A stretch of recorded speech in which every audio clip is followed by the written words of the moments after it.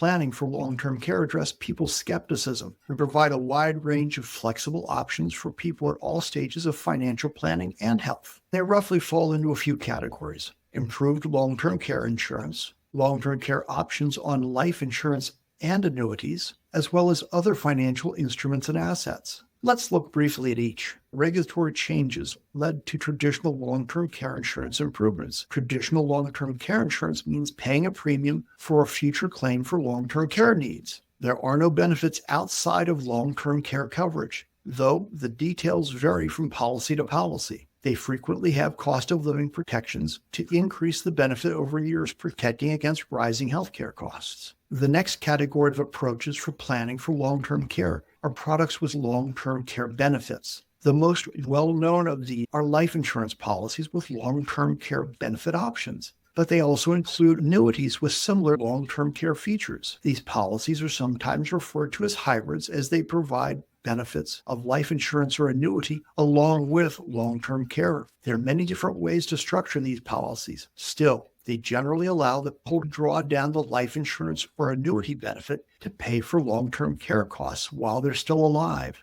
These policies can give some peace of mind that long-term care needs will be met while providing a death benefit if the long-term care benefits are not used or if the benefits do not exceed the policy's death benefit. Can be leveraged to pay for long-term care costs. One option for homeowners is to take a reverse mortgage. These allow homeowners to draw against the equity in their homes to pay for long-term care costs. One downside of these reverse mortgages is that you potentially are using up the equity in your home, but they usually include benefits such as tax benefits, as the loan proceeds are generally not taxed. When the home is sold to repay the mortgage, if the sale proceeds are less than the mortgage company has to take the loss, it usually means the homeowner cannot pass their home on to their heirs. Another way to use the equity in your home to pay for long-term care is by setting up a HELOC, home equity line of credit. HELOC allow homeowners to draw against the line of credit when the funds are needed.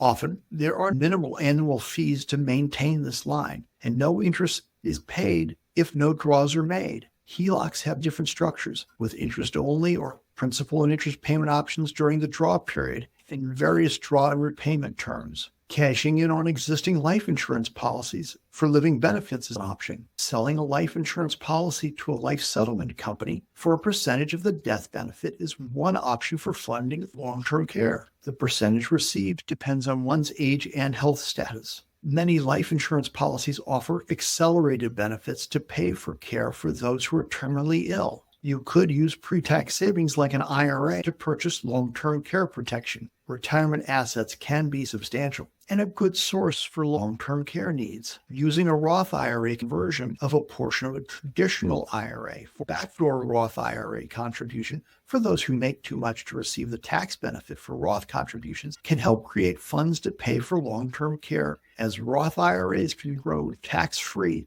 and are not subject to required minimum distributions. Consult with tax professionals. Long-term and disciplined funding and use of a health savings account is another way to help pay for long-term care, as both the costs themselves and the long-term care insurance premiums can be qualified health expenses. There are challenges and drawbacks to each of these strategies. Further discussion would be a part of creating a plan for paying for long-term care. What about simply self-funding? Should you self-fund? Are you relatively young and healthy? While self-funding is always an option, one school of thought suggests that investments are not a substitute for insurance, and insurance is not a substitute for investments. While it may make sense for some people, it does not for others. There are additional challenges of self-funding, which include not knowing when you will need the care or for how long. The school of thought that says investments should be investments and insurance should be insurance also says that you invest well to ensure financial independence.